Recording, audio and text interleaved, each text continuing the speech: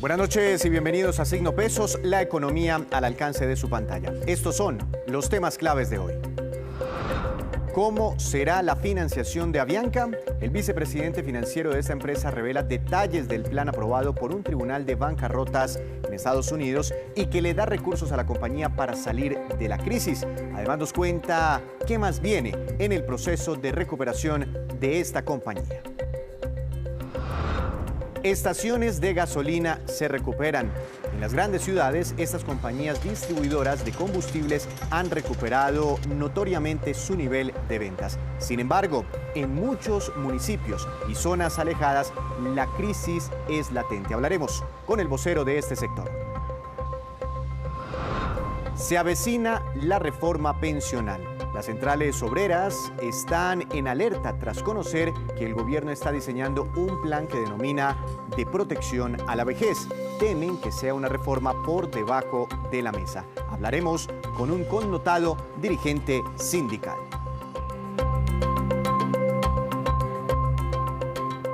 Comenzamos esta emisión hablando de Avianca, la principal aerolínea del país. Hace pocos días se conoció que Avianca obtuvo en un tribunal de bancarrotas de Estados Unidos la aprobación para recibir un plan de financiamiento por $2.000 millones. Pero muchas dudas quedaron en el aire. Por eso le formulamos varias inquietudes al vicepresidente financiero de esta compañía, Avianca Holdings, al doctor Adrián Neuhauser. Doctor Adrián, bienvenido a Signo Pesos. La primera inquietud es la siguiente. Haber recibido esta autorización para un financiamiento por $2.000 millones, ¿significa que Avianca ya se salvó?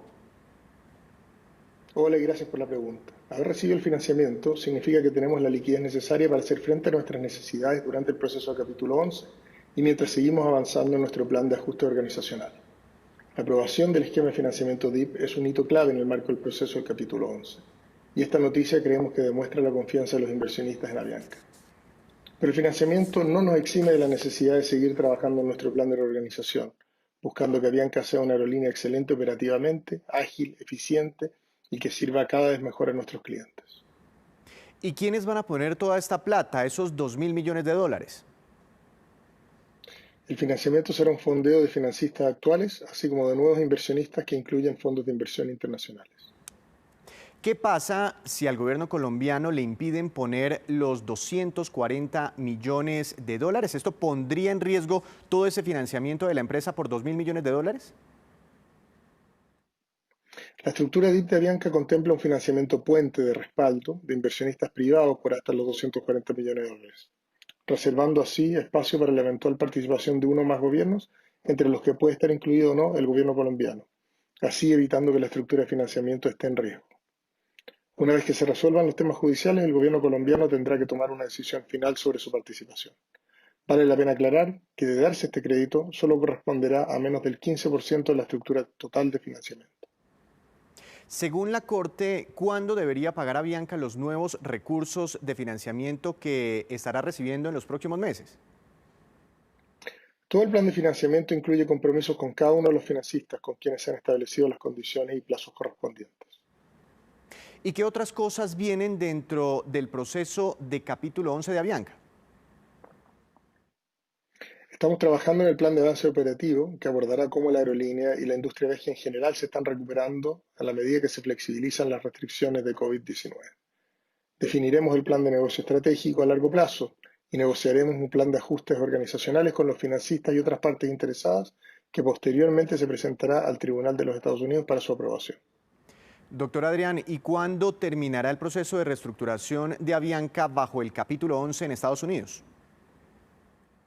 Normalmente estos procesos tienen una duración de entre 1 año y 1 año y medio, por lo que planeamos salir como una empresa más competitiva hacia el segundo semestre del próximo año.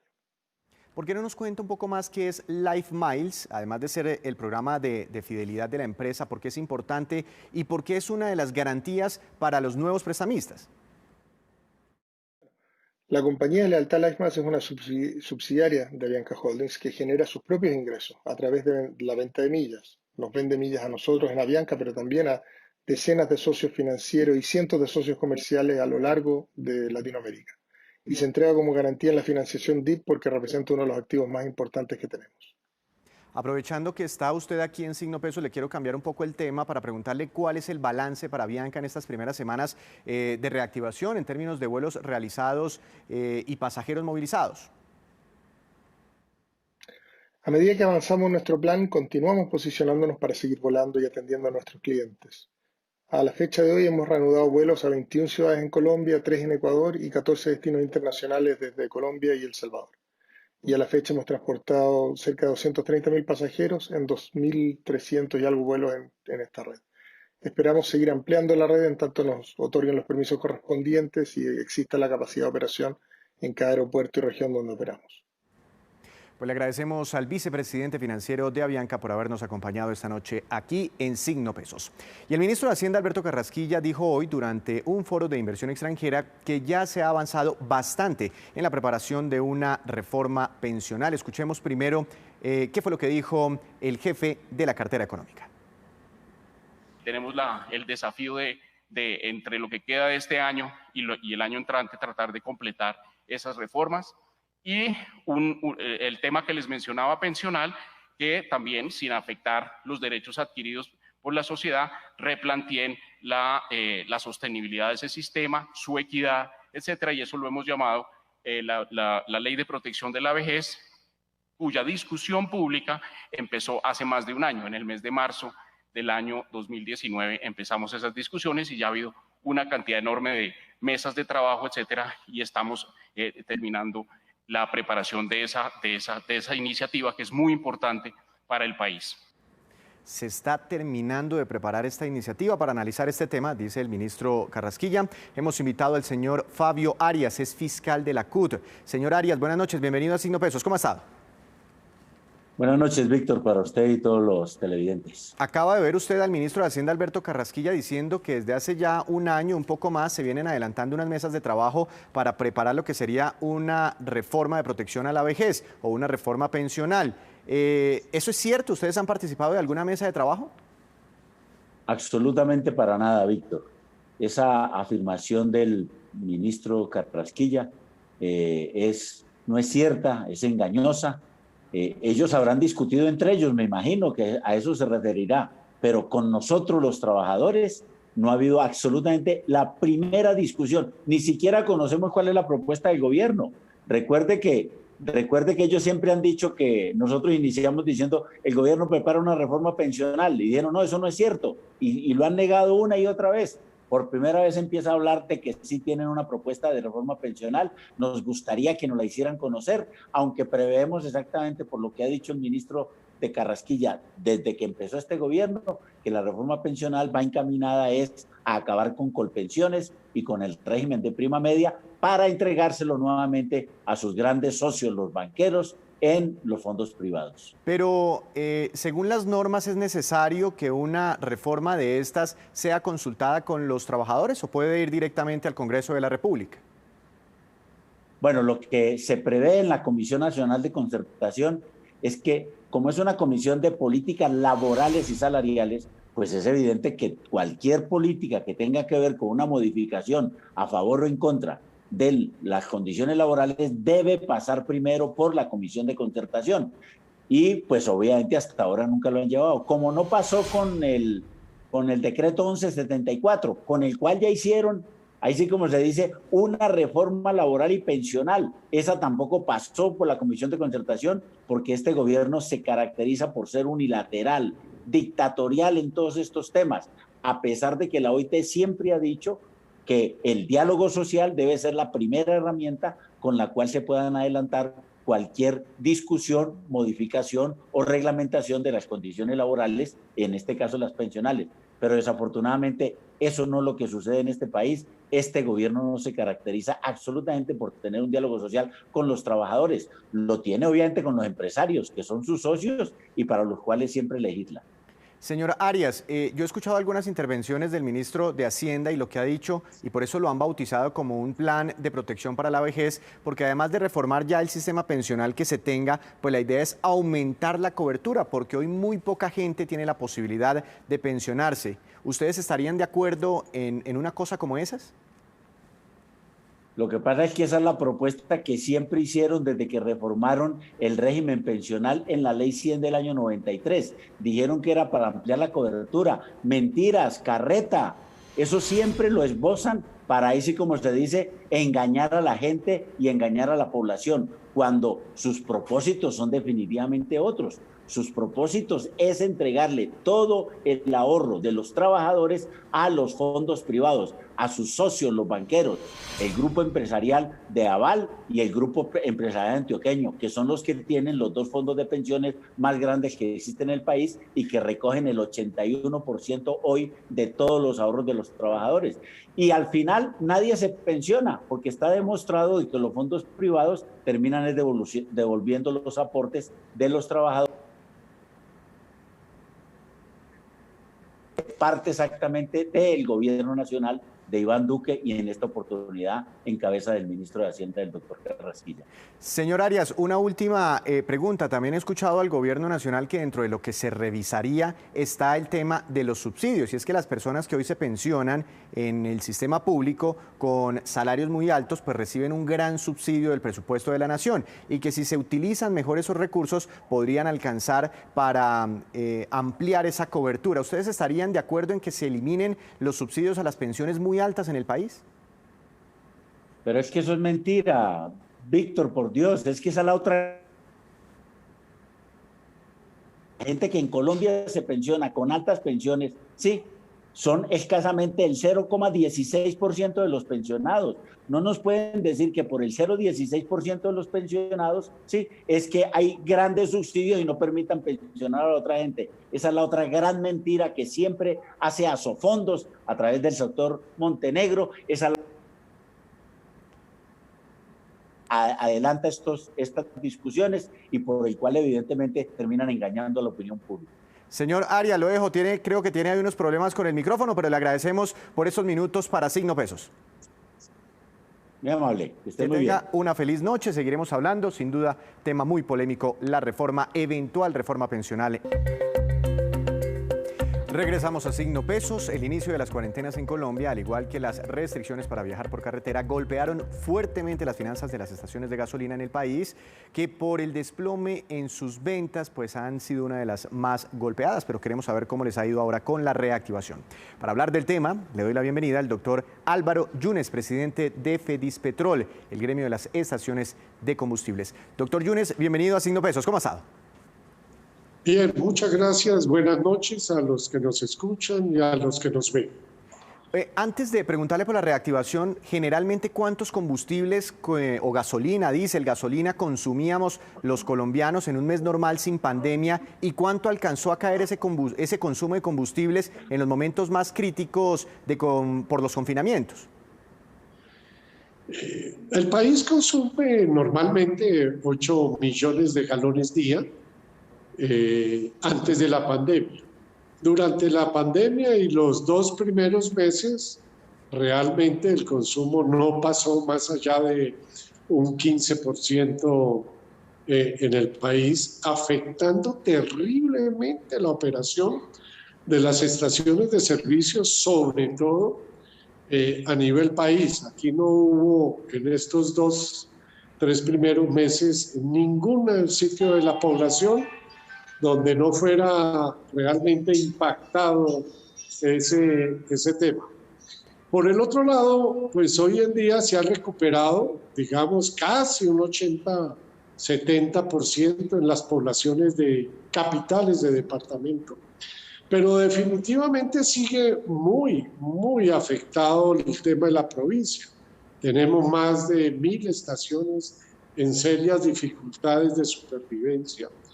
Y muy preocupados con el futuro de la red de distribución. Creería que es necesario que el Estado, a través del Ministerio de Minas y Energía, nos convoque para saber cuál es el futuro, para dónde vamos, porque estamos empezando a oír del gobierno nacional solamente de los planes que tiene de reforma tributaria, pensional, etcétera. Y estos negocios no están aguantando para nada, sabiendo que es un servicio público y teniendo unas graves dificultades dificultades en el manejo de sus ingresos a nivel nacional. ¿Cuál fue el golpe financiero para todos estos negocios? Porque tengo entendido que así las estaciones de servicio estén marcadas con los nombres de grandes empresas, de grandes marcas en el país, los dueños son otros, inclusive pequeñas familias, negocios que se han heredado. Claro, en este tema, no solo estas grandes familias, en Colombia existen un poco más de 5.000 estaciones de servicio. Tenemos algunas empresas mayoristas que ejercen bajo su marca y su tutela, pues, un porcentaje alto de estas estaciones, pero también ellas fueron afectadas, fueron impactadas terriblemente porque el consumo se desplomó. Y un consumo desplomado es que no habían ventas de ninguna categoría, no había nada que hacer. Obvio que el impacto para estas empresas grandes, que así sea muy fuerte, ellas lo pueden solventar hacia futuro.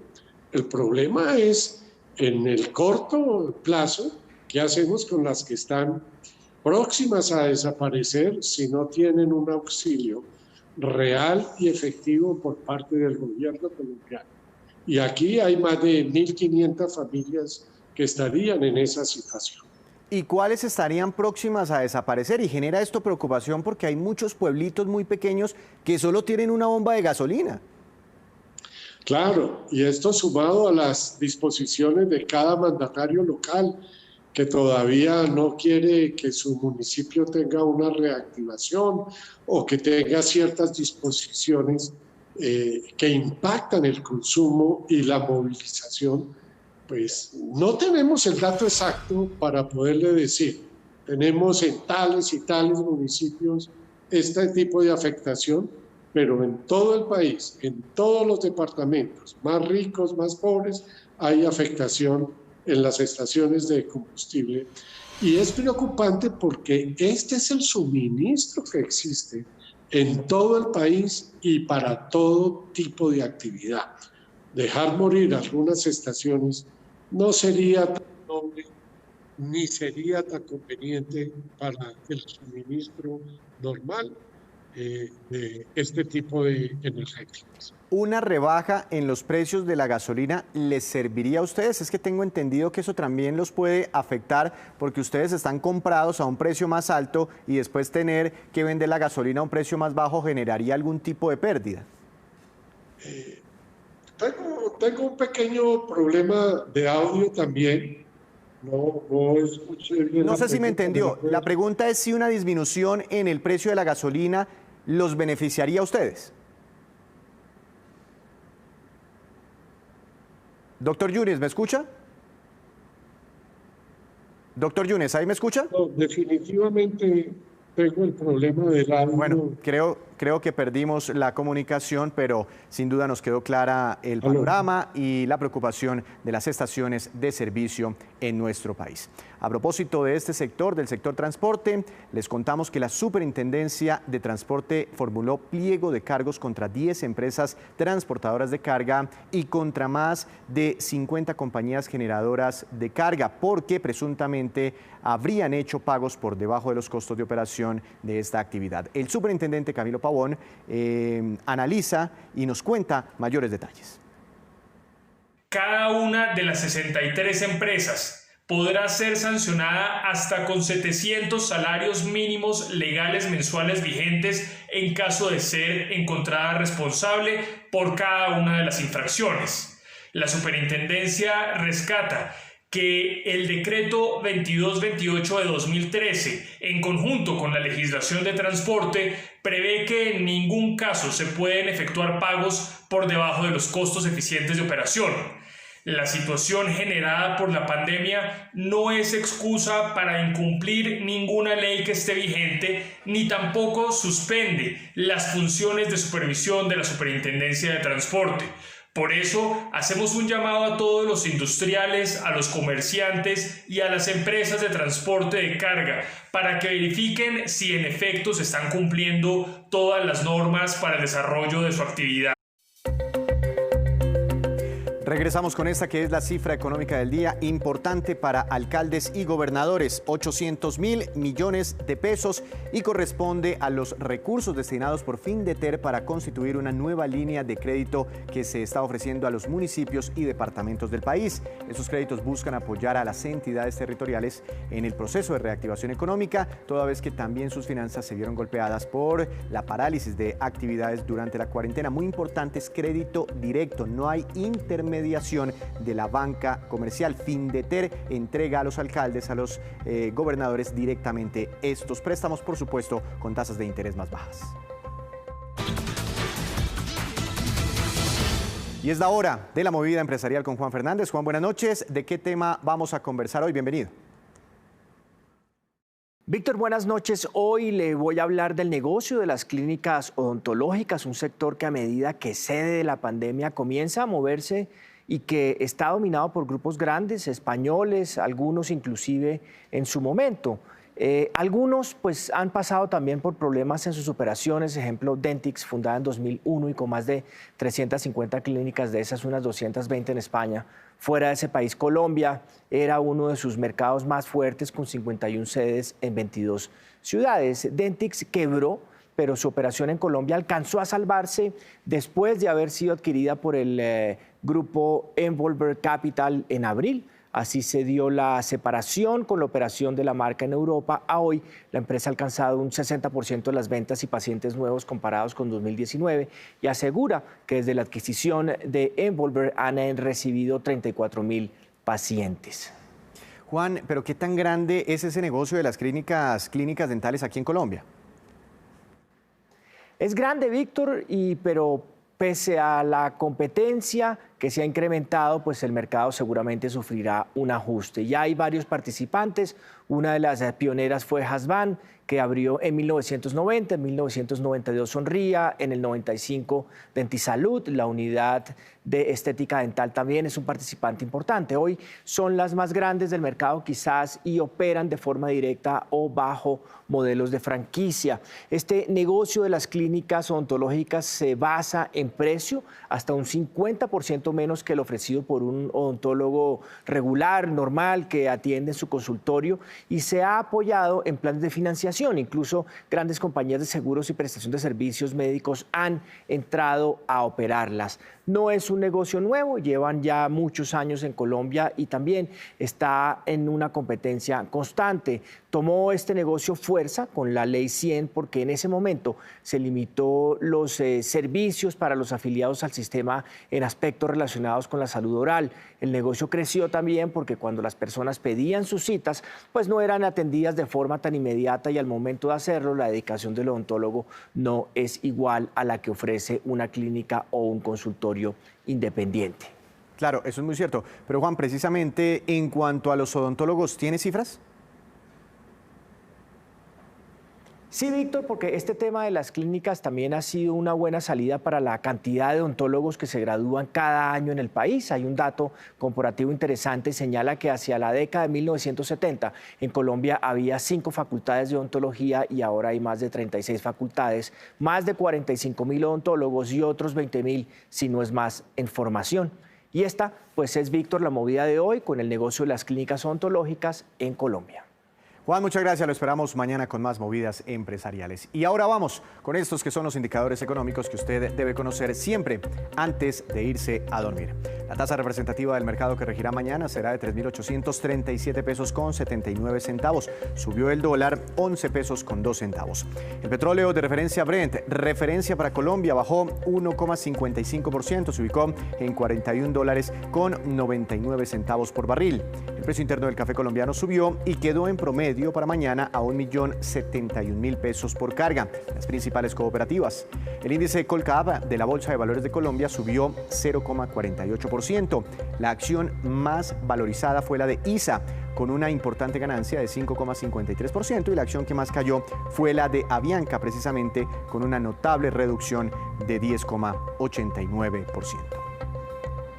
Y antes de despedirnos, los dejo con el siguiente dato. Colombia produce el mejor café del mundo, sin duda, y es uno de los grandes productores del grano a nivel mundial. Está en el top 5, pero estamos lejos de ser los grandes consumidores de esta deliciosa bebida. Según datos internacionales, este es el ranking de los países donde más se consume café, medido en kilos por persona durante este año 2020, y no estamos por ahí. Holanda, 8,3 kilos. Suecia, 7,6, Noruega, 6,6, Canadá, 5,5 kilos, Líbano, 5,3. En Colombia escasamente pasamos de 2 kilos per cápita este año en el consumo del grano. Y así terminamos por hoy, pero los esperamos mañana con una nueva emisión y con toda la información económica que usted necesita saber. Recuerde, esto es Signo Pesos, la economía al alcance de su pantalla. Que tenga una feliz noche.